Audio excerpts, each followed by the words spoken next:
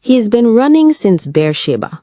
A full day now, alone, no water left, the sun eating through his robe. He finds a lone tree out in the wilderness, drops underneath it, and says out loud to no one, "I've had enough. Just let me die." This is a man who 3 days ago stood on a mountain and called fire down out of an empty sky. 450 priests couldn't do what he just did in front of a whole nation. So what broke him wasn't fire, or an army, or a king. It was 7 words from a woman named Jezebel. To understand how she got that kind of power, how one queen nearly unraveled everything, you have to go back before the fire, back before the drought, before any of it, back to a wedding nobody thought twice about. Picture the dog's attire, purple dye vats, cedar ships loading for ports across the sea. This city doesn't beg for alliances, kings come to it. King Ethbaal rules here, and by some old accounts, he isn't just a king, he's a priest of Baal himself, the storm god who's supposed to control rain, harvest, everything a kingdom needs to survive. His daughter grows up inside that temple system, not on the edge of it. Her name is Jezebel. North, in Samaria, a young king named Ahab needs exactly what Tyre has: ships, trade routes, gold. So when the offer comes to marry Ethbaal's daughter, it looks, on paper, like the smartest move of his reign. Nobody in the palace throws rice or breaks glass at that wedding thinking it's the beginning of the end. It just looks like good politics. But watch what walks through the palace gates with her. She doesn't leave her God behind at the border. She brings him. Priests, rituals, funding, all of it straight into the capital of Israel. And Ahab doesn't slow her down. He clears the way. Within a few years, there's a temple to Baal standing in Samaria, a wooden Asherah pole planted where the whole city can see it. And on the palace payroll, 450 prophets of Baal, 400 more of Asherah, eating at the queen's table, funded by the crown. That's the fine print behind one throwaway wedding, and it's about to cost a nation everything.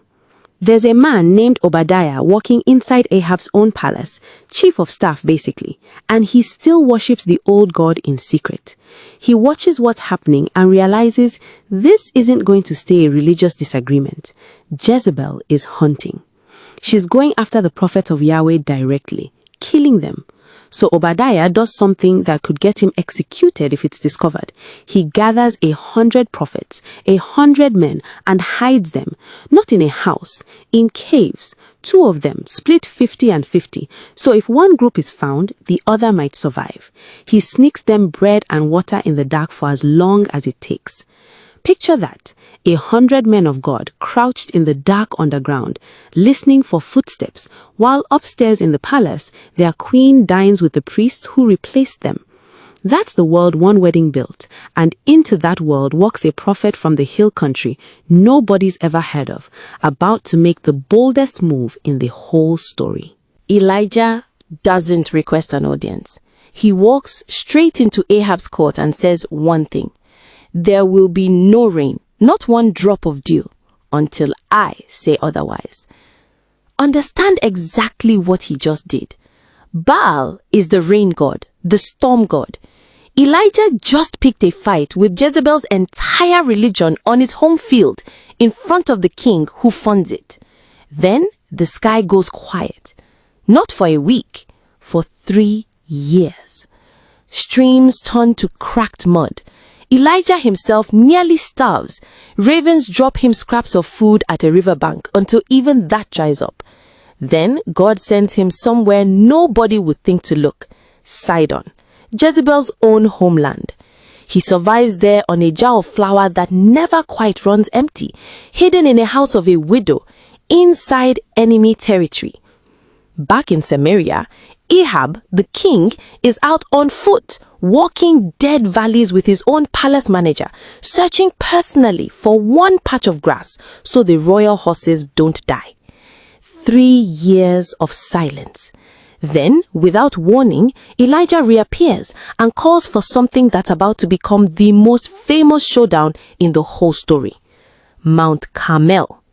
Word spread fast, and by morning the whole nation is watching. Elijah lays out the terms himself. 2 altars, 2 sacrifices, no fire lit by human hands.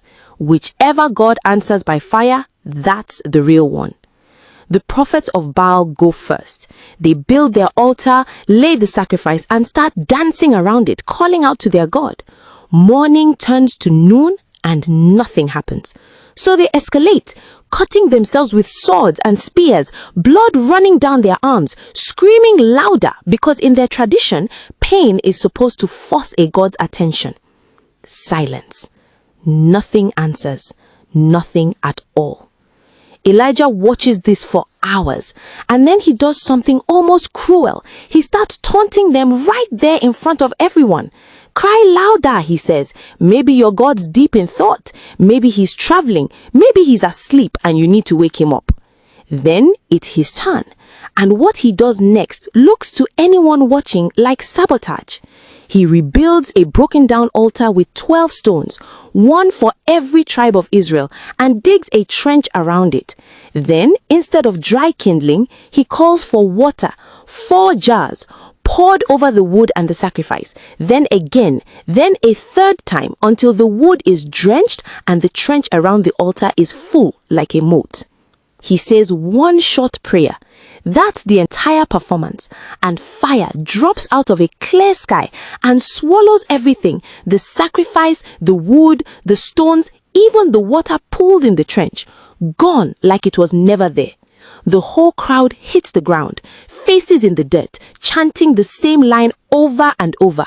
The Lord, He is God. The Lord, He is God. Then Elijah has all 450 prophets of Baal seized and put to death right there at the Kishon Brook. For one afternoon, Jezebel's entire religious empire lies in ruins. You think that's the end of her? It's not even close. Word reaches the palace. Jezebel hears that her 450 are dead, every last one. And here's what makes her genuinely terrifying.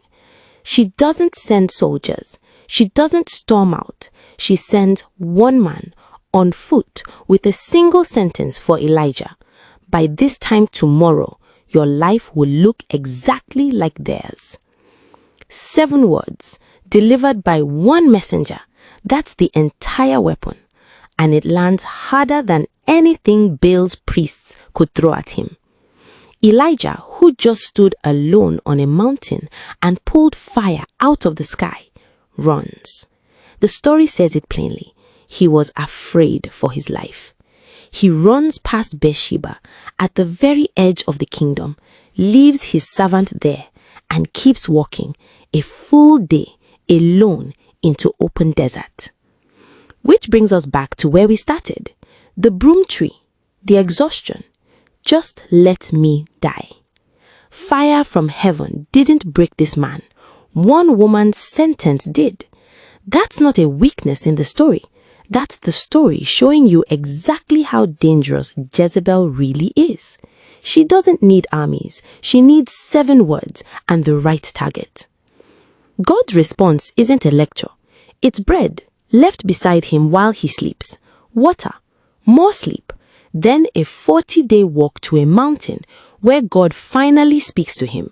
Not in the wind, not in the earthquake, not in the fire, but in a voice so quiet, Elijah has to go completely still to hear it at all. But that quiet voice only happens because Jezebel broke him first. Her final scene in this story isn't about religion at all. It's about a garden. There's a vineyard right next to the palace belonging to a man named Naboth. Ahab wants it and offers to buy it or trade for better land elsewhere. Naboth says no. Under the law, ancestral land isn't his to sell away, even to a king. So Ahab goes home, lies down, turns his face to the wall, and refuses to eat. A grown king sulking like a child over a garden. Jezebel finds him like that and asks what's wrong. When she hears why, her answer is the coldest line in the entire story. Aren't you supposed to be king over Israel? Get up, eat something. I'll get you your vineyard. Then she builds a murder from scratch. Letters written in Ahab's whim, sealed with his own royal seal, sent to the elders of Naboth's town.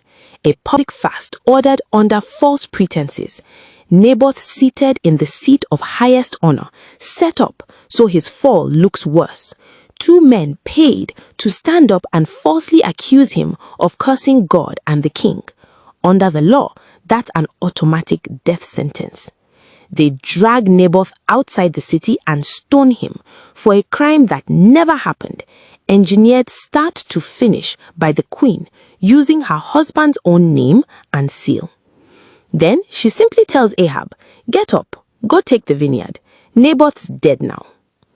Elijah is waiting for him there, standing in the stolen field, and he delivers a line that sounds less like a prediction and more like a curse locking into place. In the exact spot where dogs licked up Naboth's blood, dogs will lick up yours. And Jezebel, dogs will eat her flesh by the wall of Jezreel. Years passed, then it happened exactly the way he said it would. A commander named Jehu rides into Jezreel to end Ahab's dynasty for good. Jezebel doesn't run or hide. She paints her eyes, arranges her hair, and looks down from a window defiant to the very last second. Jehu orders her thrown from it. Her blood hits the wall. Horses trample what's left of her in the street below. By the time anyone goes to bury her, there's almost nothing to bury. Just her skull, her feet, the palms of her hands. Dogs had already eaten the rest. In Jezreel, exactly where it was said years earlier in a stolen vineyard. So that's the full weight of what one wedding started. A foreign god smuggled into the capital, 100 prophets hiding in caves, a 3-year famine, fire on a mountain, a champion of God broken by 7 words, a murdered man's vineyard, a queen thrown from her own window. All of it traces back to a single line most readers skim past on their way to the parts they already know. A king marrying a foreign princess, like it's just another line in a genealogy. That's usually how it works in these stories. The disaster doesn't arrive all at once with trumpets and warning signs. It arrives as one decision that looks smart in the moment. One alliance, one marriage, one God let in through the front door because it was politically convenient that year. Ahab didn't wake up one day and decide to burn his kingdom down. He signed one deal. The fire came later. It always does. If this is the kind of story you want more of, the one sitting one verse deep, waiting to be noticed, this channel is exactly where you'll find them. Subscribe, hit the bell, and tell me in the comments which forgotten story you want me to dig up next, because this one wasn't even the darkest thread still buried in these pages. I'll see you in the next one.